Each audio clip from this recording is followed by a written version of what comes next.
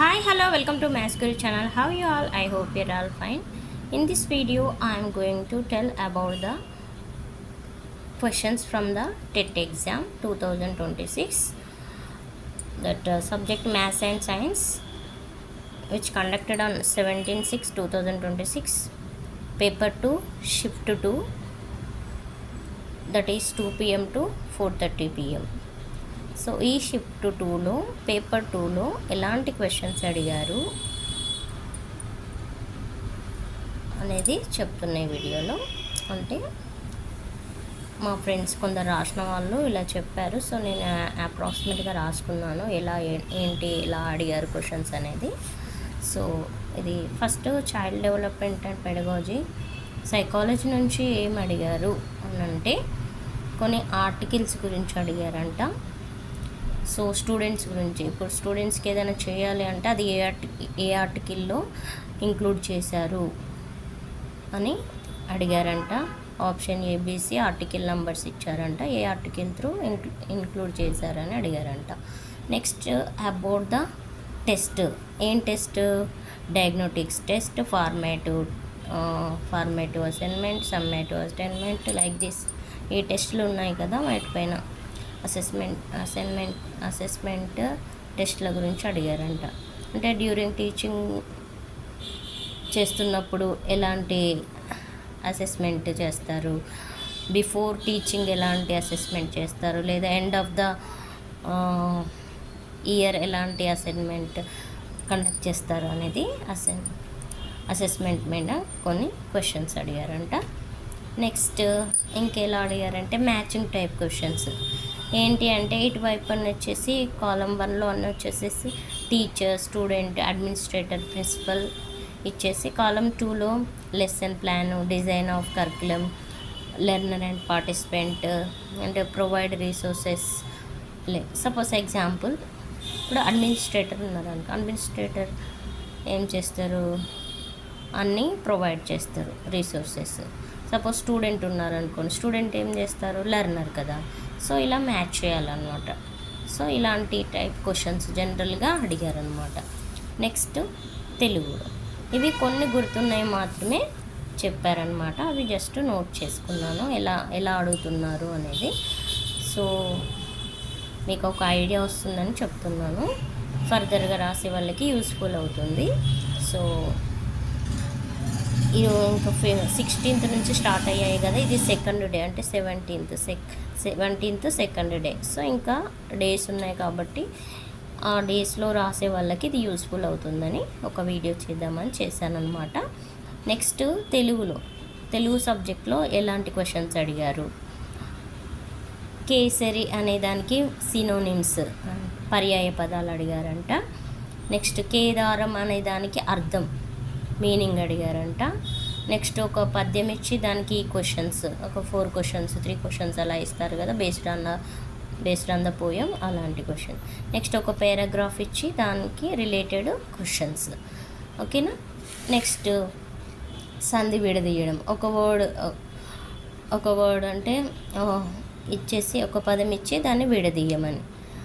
అసలైతే వాళ్ళే విడదీసి ఈ సంధి ఏ సంధి వస్తుంది అని అడుగుతారు కదా, ఇప్పుడేమో వాళ్ళే ఒక పదం ఇచ్చి దాన్ని ఎలా డివైడ్ చేస్తారు, విడదీయడం, సంధి విడదీయడం అంటాం కదా అలా.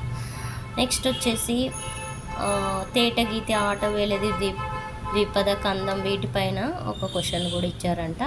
ఏంటి అదంటే ఒక సూర్యగణము, 2 ఇంద్రగణాలు ప్లస్ 2 సూర్యగణాలు ఉంటే అది దేని కిందికి వస్తుంది, అదేంటిది, తేట గీత, ఆటవేలద, ద్విపద కందమ, ఇలాంటి క్వశ్చన్స్ కూడా అడిగారంట. నెక్స్ట్ ఇంగ్లీష్లో ఎలా అడిగారు అంటే ఒక ప్యాసేజ్ ఇచ్చి దానికి questions, based on the passage ఒక 2-3 క్వశ్చన్స్ అలా అడిగారంట. నెక్స్ట్ ఒక సెంటెన్స్ ఇచ్చి అది రిపోర్టెడ్ స్పీచ్లోకి చేంజ్ చేయడం, like active voice, passive voice, అదే. నెక్స్ట్ ఫైండింగ్ ఎర్రర్స్, 4 ఇస్తారు కదా ఒక సెంటెన్స్లో, ABCD అలా హాఫ్ వర్డ్స్ ఇచ్చేసి ఏలో ఎర్రర్ ఉందా, బీలో ఎర్రర్ ఉందా, సిలో ఎర్రర్ ఉందా, డీలో ఎర్రర్ ఉందా, అది మనం ఆప్షన్ సెలెక్ట్ చేసుకోవాలి, ఫైండింగ్ ఎర్రర్ అనమాట. Next fill in the blanks. ఒక 2-3 సెంటెన్సెస్ ఇచ్చి మధ్యలో మధ్యలో బ్లాంక్స్ ఇస్తారు. ఆ బ్లాంక్లో ఏమొస్తుంది, ఇన్ వస్తుందా, ఎట్ వస్తుందా, విత్ వస్తుందా, త్రూ వస్తుందా, ఇలాంటివి ఆప్షన్స్లో ఇస్తారు. ఏది సూటబుల్ అది మనం సెలెక్ట్ చేసుకోవాలి. అలాంటి క్వశ్చన్స్ అడిగారండి ఇంగ్లీష్లో. కొన్ని గుర్తున్నాయి మాత్రమే చెప్పారు. నెక్స్ట్ ఇంకొచ్చేసి నెక్స్ట్ మ్యాథ్స్లో ఎలాంటి క్వశ్చన్స్ అడిగారంటే అన్ని బేసిక్ క్వశ్చన్సే అడిగారంట. కొంచెం జనరలైజ్ చేసి అడిగారంట, యాజ్ ఇట్ ఈస్ డైరెక్ట్ కాకుండా. ఫర్ ఎగ్జాంపుల్ ఒక question, if the sum of areas of 2 squares is something value, okay, then the difference of perimeters of 2 squares 12, then find the side of each square.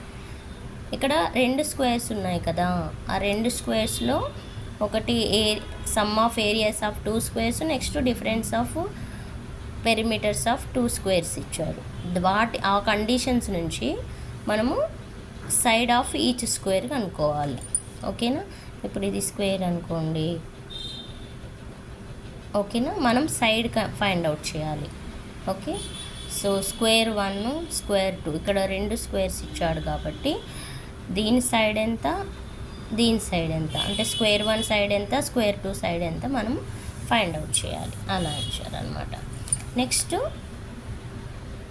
Question on cube పైన కూడా ఒక question ఇచ్చారంట, total surface area find out చేయడం. క్యూబ్ది value ఇచ్చి total area find out చేయడం. Next axis of symmetry of హెగ్జాగాన్కి ఎన్ని యాక్సిస్ ఆఫ్ సిమెట్రీస్ ఉంటాయి అది కూడా అడిగారంట. Next how to find the cube root of the given number. One more అంట, how to find the cube root of given number. Cube root of something x is any number, ఆ నెంబర్కి cube root find out చేయడము అది ఇచ్చారు. Next ఇంకేమి ఇచ్చారు అంటే generalise చేసి, ఇది తెలుగులో చెప్తే మీకు అర్థమవుతుంది. ఏంటి అది అంటే, ఒక టీచర్ క్లాస్లో వెళ్ళి ఏమడుగుతున్నాడు స్టూడెంట్స్ని అంటే, మన స్కూల్ ముందు ఒక బ్లాక్ కలర్ కార్ ఉండింది, ఎంతమంది చూశారు, ఎవరైనా చూసారా అని అడిగాడు. అలా అడగడం అనేది టీచరు ఏ రకమైన టెస్ట్ చేస్తున్నాడు స్టూడెంట్స్కి, అది ఎలాంటి టైప్ ఆఫ్ టెస్ట్ అని అడుగుతున్నాడు క్వశ్చన్. సో అది పిల్లల యాటిట్యూడ్ టెస్టా, లేదా పిల్లల ఐక్యూ టెస్టా, నెక్స్ట్ పిల్లల మెమొరీ టెస్టా, ఇంకా సంథింగ్ ఏదో ఉంది. సో అది ఏ రకమైన టెస్ట్ కిందకి వస్తుంది అని అడుగుతున్నాను. అది జనరల్ క్వశ్చన్ అనమాట. నెక్స్ట్ సైన్స్ నుంచి అంటే బేసిక్ క్వశ్చన్స్, అసలు మనం డైరెక్ట్గా చదివే క్వశ్చన్స్ కాకుండా డెప్త్గా సబ్జెక్ట్ ఎవరైతే చదువుతారో జస్ట్ కాన్సెప్ట్ బేస్డ్ క్వశ్చన్స్ ఇచ్చారంట, డైరెక్ట్ క్వశ్చన్స్ కాకుండా బేసిక్ క్వశ్చన్స్ అన్నమాట. నెక్స్ట్ ఇందులో మ్యాచింగ్ ఎలా ఇచ్చారు, మ్యాచింగ్ ఇచ్చేసి find the correct pair of matching లేదా find the incorrect pair of matching. So incorrect pair 3 incorrect ఇచ్చి 1 కరెక్ట్ ఇస్తారు. అలాంటి టైప్ మ్యాచింగ్కి అయితే ఫైండ్ ద ఇన్కరెక్ట్, సో లేదా ఫైండ్ ద కరెక్ట్ పేర్. ఓకేనా, ఎగ్జాంపుల్ ఒకటి విటమిన్ డెఫిషియన్సీ అండ్ దానికి వచ్చే డిసీజ్ ఏంటి. సో అలాంటి questions matching questions. Okay, vitamin deficiency ఏది ఉంటే ఏ డిసీజ్ వస్తుంది, అలాంటి క్వశ్చన్స్. సో ఇవన్నీ కొన్ని క్వశ్చన్స్ బేసిక్గా ఇలా అడుగుతున్నారు టెట్ ఎగ్జామ్లో.